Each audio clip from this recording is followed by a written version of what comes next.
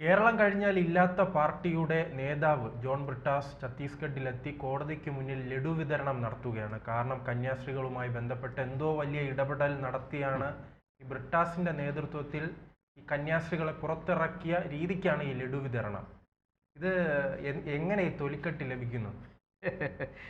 ബ്രിട്ടാസ് ഒരു നല്ല നടനാണ്, അത് ഇതുവരെ മനസ്സിലായില്ലേ? ഏത് വേഷവും അഭിനയിച്ച് പ്രതിഫലിപ്പിക്കാൻ ബ്രിട്ടാസിന് പ്രത്യേക പണ്ട് അദ്ദേഹം സിനിമയിൽ അഭിനയിച്ചിട്ടുണ്ടല്ലോ. പൂവ് പണ്ട് സിനിമയിൽ അഭിനയിച്ചത് മാത്രമല്ല, പണ്ടൊരാൾ ഒരു കേസിൽ പെട്ടല്ലോ. നിരന്തരം ഒരാളെ വിളിച്ചു. അപ്പോൾ അതിനെക്കുറിച്ച് ചോദ്യം വന്നപ്പോൾ ബ്രിട്ടാസിന് കുറച്ചു കാലം കൈരളി ടി വിയിൽ കയറാൻ പറ്റിയില്ലായിരുന്നു. അദ്ദേഹം ഏഷ്യാനെറ്റിലായിരുന്നു കുറച്ച് നാൾ. അപ്പോൾ അന്ന് ഒരു പ്രമുഖയായ, അന്ന് മുഖ്യമന്ത്രിയുമൊക്കെ ആയി ബന്ധപ്പെട്ട് വലിയ വിവാദത്തിലായ ഒരു യുവതിയെ നിരന്തരം ബന്ധപ്പെട്ട നേതാക്കളിൽ സമൂഹത്തിൻ്റെ മാന്യന്മാരെന്ന് കരുതുന്ന ഒരു വിഭാഗം ആൾക്കാരിൽ ഒരാൾ ബ്രിട്ടാസ് ആയിരുന്നു. അന്ന് ഇവരെ എന്തിനാണ് ഇങ്ങനെ നിരന്തരം ബന്ധപ്പെട്ടതെന്ന് ചോദിച്ചപ്പോൾ, അത് ഞാൻ ജോലി ചെയ്യുന്ന സ്ഥാപനത്തിൻ്റെ, ഏഷ്യാനെറ്റിൻ്റെ അവിടെ സോളാർ ഘടിപ്പിക്കുന്നതുമായി ബന്ധപ്പെട്ടാണ്, അത് സംസാരിക്കാനാണ് എന്നാണ്. ഇത് ഏത് വകയിലാണ് എന്ന് നമുക്കറിയില്ല, പക്ഷേ അതുമായി ബന്ധപ്പെട്ടാണ് ഞാൻ സംസാരിച്ചത്, അത് സംസാരിക്കാനാണ് വിളിച്ചതെന്നാണ് ഇദ്ദേഹം പറഞ്ഞത്. അതിൽ നിന്ന് തന്നെ മനസ്സിലാക്കാമല്ലോ ബ്രിട്ടാസിൻ്റെ തൊലിക്കെട്ടി എത്രയുണ്ടെന്ന്. അങ്ങനെയുള്ള ജോൺ ബ്രിട്ടാസ്, അതായത് ഞാൻ ഉദ്ദേശിച്ചത് സോളാർ കേസിലാണ്. അന്ന് ആ സ്ത്രീയെ, ആ ചെറുപ്പക്കാരിയെ നിരന്തരം വിളിക്കുമായിരുന്നു.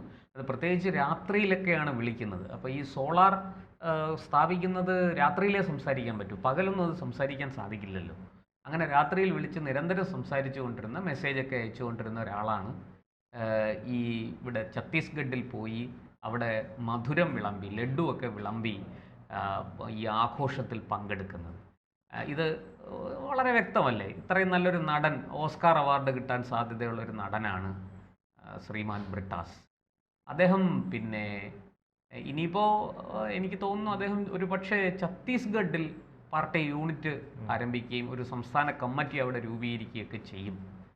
അവർക്ക് പിന്നെ അദ്ദേഹത്തിന്റെ ഈ ചുവപ്പ് കൊടിയുമായി അങ്ങോട്ട് പോയാൽ സൈനികരുടെ വെടികൊള്ളും. കാരണം വലിയ രീതിയിൽ മാവോയിസ്റ്റ്. അതാണ് ഞാനും പറയാൻ വന്നത്. ഈ ചുവപ്പ് കൊടി അവിടെ റെയിൽവേ സ്റ്റേഷനിൽ മാത്രമേ പാടുള്ളൂ, മറ്റൊരു സ്ഥലത്തും ഈ ചുവപ്പ് കൊടി കാണാൻ പാടില്ല.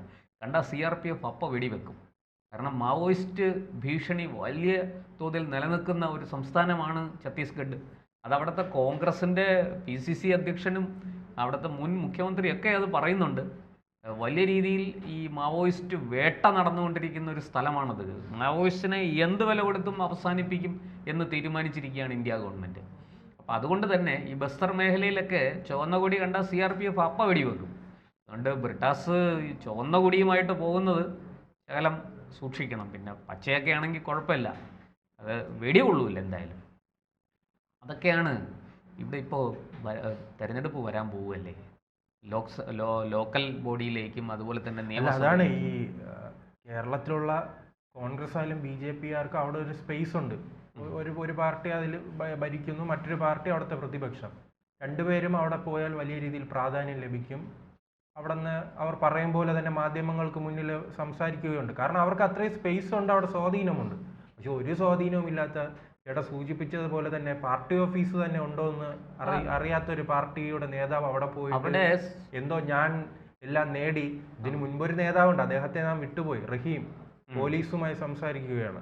അതെ അതെ, പോലീസിനെ വിരട്ടുന്നു, പോലീസിനെ ഭീഷണിപ്പെടുത്തുന്നു. അല്ല, ഞാൻ അതാണ് പറയാൻ വന്നത്. ഈ പിന്നെ ഛത്തീസ്ഗഡിൽ പറയുന്നത് പോലെ മാർക്സിസ്റ്റ് പാർട്ടി എന്ന് പറഞ്ഞാൽ അവരപ്പം പൊക്കി അകത്തിടും. അങ്ങനെയുള്ളൊരു സ്ഥലത്ത് പോയാണ് ഈ അഭ്യാസമൊക്കെ കാണിക്കുന്നത്. രാജ്യസഭ MP എന്നുള്ള ഒറ്റ കരുത്തിലാണ്, ആ ഒറ്റ ബലത്തിലാണ് അവിടെ പോയി ഈ ഷോയൊക്കെ കാണിക്കുന്നത്. ഇതൊരു തരത്തിൽ പറഞ്ഞ ഷോയാണ്. ഈ ഷോയ്ക്ക് കാരണം ഇത്രയേ ഉള്ളൂ. ആരാ ബ്രിട്ടാസിൻ്റെ കൂടെ ഉണ്ടായിരുന്നത്? ജോസ് കെ മാണി. അപ്പോൾ ജോസ് കെ മാണിക്കും ബ്രിട്ടാസിനും ഒക്കെ ഒരേ ഒരു ലക്ഷ്യമാണ്, പരമാവധി ക്രിസ്ത്യൻ വോട്ട് സംഘടിപ്പിക്കുക. ഈ ജോസ് കെ മാണി LDF തുടരണോ UDFിലേക്ക് ചാടണോ എന്നൊക്കെ സംശയിച്ചിങ്ങനെ നിൽക്കുകയാണ്. ഇനിയിപ്പം ആഴ്ചകളെ ഉള്ളൂ. ലോക്കൽ ബോഡി ഇലക്ഷൻ ഏതാണ്ട് 2-3 മാസം കഴിയുമ്പോൾ ലോക്കൽ ബോഡി ഇലക്ഷനായി. ആ ഇലക്ഷൻ കഴിയുമ്പോൾ അറിയാം ജോസ് കെ മാണി എവിടെ തുടരും എന്നുള്ളത്. പക്ഷേ എവിടെ തുടർന്നാലും ജോസ് കെ മാണിക്ക് സഭയെ വിട്ട് കളിക്കാൻ പറ്റില്ല. അതുകൊണ്ട് സഭയെ തൃപ്തിപ്പെടുത്താനെങ്കിലും അവിടെ പോയി ഈ പറഞ്ഞ പോലെ വർത്തമാനമൊക്കെ പറഞ്ഞില്ലെങ്കിൽ ജോസ് കെ മാണിയുടെ നിലനിൽപ്പ് വലിയ അപകടത്തിലാവും. ഈ പറഞ്ഞതുപോലെ ഇപ്പോൾ BJP ഇടപെടുകയും അവിടെ കേന്ദ്ര ആഭ്യന്തരമന്ത്രി ഇടപെടുകയും, ഒന്ന് ആലോചിച്ച് നോക്കൂ, ഈ കേന്ദ്രത്തിൽ നിന്നൊക്കെ ഈ തരത്തിലുള്ള ഇടപെടൽ ഉണ്ടായില്ലെങ്കിൽ ഈ കേസ് എങ്ങനെയായിരിക്കും, എത്ര ദിവസം അകത്ത് കിടക്കേണ്ടി വന്നേനെ? ഇത് ഹൈക്കോടതിയിലോ സുപ്രീം കോടതിയിലോ പോയി ജാമ്യം എടുക്കേണ്ട ഒരു സാഹചര്യമല്ലേ. ഇവിടെ ഇപ്പോൾ NIA കോടതിയിൽ നിന്ന് ജാമ്യം എടുക്കാൻ ഉള്ള കാരണം സർക്കാർ ഒന്ന് താഴ്ന്നു കൊടുത്തത് കൊണ്ടല്ലേ? ഛത്തീസ്ഗഡിലെ BJP സർക്കാർ ഒന്ന് താഴ്ന്നു കൊടുത്തത് കൊണ്ടല്ലേ? ഇല്ലെങ്കിൽ ഇവർക്കിപ്പോൾ ജാമ്യം കിട്ടുമോ? എന്തൊക്കെ ഇനി അതിന് കോംപ്രമൈസ് എന്തൊക്കെ ആയിരുന്നു, ഇനി ഈ പ്രദേശത്തേക്കേ ഞങ്ങൾ വരില്ല എന്ന് വരെ കോംപ്രമൈസിന് അവർ അങ്ങനൊരു ധാരണ വരെ ഉണ്ടാക്കാൻ തയ്യാറായിട്ടായിരിക്കില്ലേ ഇപ്പോൾ ഈ ജാമ്യം നേടി പുറത്ത് വന്നിരിക്കുന്നത്? അതൊക്കെ അവിടെ നിൽക്കട്ടെ, നമുക്ക് ബ്രിട്ടാസിൻ്റെ കാര്യത്തിലേക്ക് വരാം. ബ്രിട്ടാസ് പോയി ഈ ഷോയൊക്കെ കാണിക്കുന്നത് കേരളത്തിലെ പിണറായി വിജയന് വേണ്ടിയിട്ടാണ്. നമ്മുടെ മുഖ്യമന്ത്രി പിണറായി വിജയന് തുടർഭരണം. ബ്രിട്ടാസ് അവസാനം പൊട്ടാസ് പൊട്ടിച്ച് കോടതിയിൽ അല്ലേ, അങ്ങനത്തെ കടുങ്കൈ എന്തായാലും ചെയ്തിട്ടില്ല. അത് ആഘോഷത്തിന്റെ പരമായി അല്ല, അത് ബ്രിട്ടാസ് ഇതൊക്കെ നമ്മൾ ഈ ഇപ്പോൾ കണ്ട ഈ ആഘോഷം തിരിച്ചൊന്ന് ആലോചിച്ച് നോക്കിയേ. അമൃതാനന്ദമയി മഠവുമായി ബന്ധപ്പെട്ട അമൃതാനന്ദമയി അമ്മയ്ക്കെതിരെയാണെങ്കിൽ ബ്രിട്ടാസ് എന്ത് ചെയ്യും? നമ്മളതിരിക്കെ കണ്ടതാണ്. ആൾ ദൈവം. ഇവിടെ കന്യാസ്ത്രീകളാണ്, പള്ളിയിൽ അച്ഛന്മാരാണ്, പുരോഹിതന്മാരാണ്. മറ്റേതോ ആൾ ദൈവത്തിന്റെ ദൂത. ഇവര് ദൈവത്തിന്റെ ദൂതരാണ്, മറ്റേത് ചെകുത്താന്റെ ദൂതരാണ്.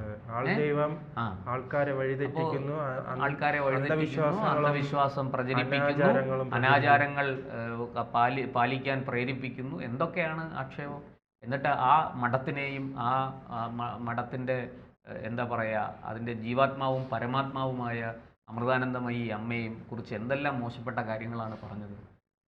അവിടുത്തെ മഠത്തിലൊരു സന്യാസിയെയും ചേർത്ത് ഏതോ ഒരു മദാമ്മ എന്തോ ഒരു പുസ്തകം എഴുതി വെച്ചെന്നും പറഞ്ഞ് അവർക്ക് വെളിവുണ്ടോ ഇല്ലയോ എന്ന് അന്വേഷിക്കുന്നതിന് പകരം ഈ മഠത്തിന് നേരെയും ആ അമ്മയ്ക്ക് നേരെയും കല്ലുവാരി എറിയാനല്ലേ ബ്രിട്ടാസ് പോയത്. ഇവിടുന്ന് ഫ്ലൈറ്റ് ബുക്ക് ചെയ്ത് നേരെ അമേരിക്കയ്ക്ക് പോയിരിക്കുന്നു. അവിടെ ചെന്നിറങ്ങി അവരെ കണ്ടെത്തി ഇൻ്റർവ്യൂ ചെയ്യുന്നു.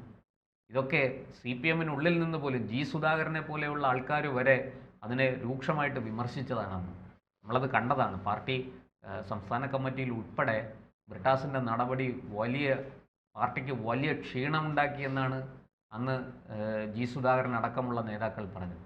G. സുധാകരൻ മാത്രമല്ല, മറ്റു പലരും അന്ന് ആ പാർട്ടി കമ്മിറ്റിയിൽ പങ്കെടുത്ത, സംസ്ഥാന കമ്മിറ്റിയിൽ പങ്കെടുത്ത പലരും അതിരൂക്ഷമായിട്ടാണ് അത് വിമർശിച്ചത്. ഈ മുഖ്യമന്ത്രി പിണറായി വിജയൻ്റെ തണൽ, അന്ന് അദ്ദേഹം പാർട്ടി സെക്രട്ടറി ആയിരുന്നു, ആ പാർട്ടി സെക്രട്ടറിയുടെ തണലില്ലായിരുന്നെങ്കിൽ അന്ന് ബ്രിട്ടാസിന് അതിൽ നിന്ന് ഊരിപ്പോകാൻ കഴിയില്ലായിരുന്നു. അപ്പോൾ ബ്രിട്ടാസിന് അറിയാം ആരെ കുത്തണം ആരെ തലോടണം എന്നൊക്കെ. ജോൺ ബ്രിട്ടാസിന് നന്നായിട്ട് അറിയാം. അത് അദ്ദേഹം നല്ല ഭംഗിയായിട്ട് ചെയ്യുന്നുമുണ്ട്. എന്തായാലും ഇതൊക്കെ കേരളത്തിലെ ജനങ്ങൾ കണ്ടുകൊണ്ടിരിക്കുകയാണ്. നിങ്ങൾ ഒരു കാര്യം മനസ്സിലാക്കണം, ഒരു വിഭാഗം ഇതൊക്കെ എന്നും അങ്ങ് സഹിച്ച് നിങ്ങളുടെ അടിമകളായി, അടിയാളരായി, അങ്ങനെ അങ്ങ് വോട്ടുകുത്തി യന്ത്രങ്ങളായിട്ട് കഴിയും എന്ന് വിചാരിക്കരുത്. അത് നിങ്ങൾക്ക് കഴിഞ്ഞ തെരഞ്ഞെടുപ്പിലും അതിന് മുൻപുള്ള തെരഞ്ഞെടുപ്പിലും വലിയ രീതിയിൽ തന്നെ ഭൂരിപക്ഷ സമുദായം LDF-ന് വോട്ട് ചെയ്തത് കൊണ്ടാണ് MLA-മാരുടെ എണ്ണം നോക്കി രാജ്യസഭയിൽ വെട്ടിപ്പിടിച്ച് നടന്ന ബ്രിട്ടാസിന് ഇങ്ങനെ ഇരിക്കാൻ പറ്റുന്നത്. MLA-മാർ വിജയിപ്പിച്ചു വിടുന്നത് പ്രത്യേകിച്ച് നമുക്കറിയാമല്ലോ, പിന്നോക്ക വിഭാഗത്തിൽപ്പെട്ടവരുടെ വലിയ രീതിയിലുള്ള വോട്ട് കൊണ്ടാണ് ഇവർ ജയിക്കുന്നത്. അല്ലാതെ എവിടെയാണ് ന്യൂനപക്ഷങ്ങളുടെ മലപ്പുറത്ത് ഏത് ബ്രിട്ടാസിന്റെ സമുദായത്തിൽപ്പെട്ട എത്ര പേര് വോട്ട് ചെയ്താണ് ഈ സർക്കാരിനെ നിലനിർത്തിയിരിക്കുന്നത്? ഇത് ആരോടാണ് ഈ പറയുന്നത്? അപ്പോൾ അതൊക്കെ വരുന്ന തെരഞ്ഞെടുപ്പിൽ അത് ബ്രിട്ടാസിനും CPM-നും മനസ്സിലാകും. അത് നിങ്ങൾ വിചാരിക്കുന്നുണ്ടാവും, 5 കൊല്ലം കൂടുമ്പോൾ മാറി മാറി വരും, അപ്പോൾ ഇപ്പോൾ ഒരുപക്ഷെ ഭരണം പോയാലും അടുത്തത് ഞങ്ങൾ വരും. അതൊക്കെ വെറും വ്യാമോഹമാണ്. ആ വ്യാമോഹം നിങ്ങളെ രക്ഷിക്കട്ടെ എന്ന് മാത്രമേ ഈ അവസരത്തിൽ നമുക്ക് പറയാൻ കഴിയുള്ളൂ. പിന്നെ ബ്രിട്ടാസിനൊക്കെ ഒരു കാര്യമുണ്ട്, നിന്ന നിൽപ്പിന് ചാടി എങ്ങോട്ട് വേണമെങ്കിലും പോകാം. നമുക്കറിയാം, പണ്ടൊരു വലിയ SFI-കാരി ഉണ്ടായിരുന്നു അല്ലേ, അടുത്ത SFI പോലീസിന്റെ അടി കൊണ്ട് കാലൊടിഞ്ഞു. BJP-യിലേക്ക് വരും വേണമെങ്കിൽ. അതെ, കാരണം നമുക്കറിയാവുന്ന കാര്യമാണ്. അതായത് കൈരളിയിൽ നിന്ന് ചാടി ഏഷ്യാനെറ്റിലേക്ക് പോയതുപോലെ നാളെ ചാടി വേണമെങ്കിൽ BJP-യിലേക്കും വരും. അതൊക്കെ ബ്രിട്ടാസിൻ്റെ കാര്യത്തിൽ സംഭവ്യമാണ്. പണ്ടൊരു നേതാവുണ്ടായിരുന്നു SFI-യിൽ, സിന്ധു ജോയി. ഇപ്പോഴെവിടെയാണ്? പിന്നെ SFI വിട്ട്, കമ്മ്യൂണിസ്റ്റ് പാർട്ടി വിട്ട് നേരെ കോൺഗ്രസ്സിൽ പോയി. അവസാനം കോൺഗ്രസ്സിലും രക്ഷയില്ലാതെ ഇപ്പോൾ വിദേശത്ത് അവിടെ എന്തോ ജോലിയൊക്കെ ആയിട്ട് കഴിയുകയാണ്. അതുപോലെ ബ്രിട്ടാസ് അതൊക്കെ ഓർക്കണം. നിങ്ങളുടെ ആൾക്കാർക്കൊക്കെ സംഭവിച്ചത്, ഇക്കാര്യത്തിൽ കേരളത്തിൽ സംഭവിച്ചത് എന്താണ് എന്നുള്ളത് നിങ്ങൾക്കൊരു ഓർമ്മ വേണം. അങ്ങനെ എല്ലാവർക്കും തെങ്ങിനും കവുങ്ങിനും ഒക്കെ പനയ്ക്കും ഒക്കെ ഒരേ തളാപ്പിട്ട് കയറാം എന്ന് കരുതരുത്. ഭൂമി ഉരുണ്ടതാണ്, കാലം മാറി വരും. അത് ഇന്ന് മനസ്സിലാവില്ല, പക്ഷെ അന്ന് മനസ്സിലാവും. ഇല്ലെങ്കിൽ ജനങ്ങൾ നിങ്ങളെ അത് മനസ്സിലാക്കിപ്പിക്കും.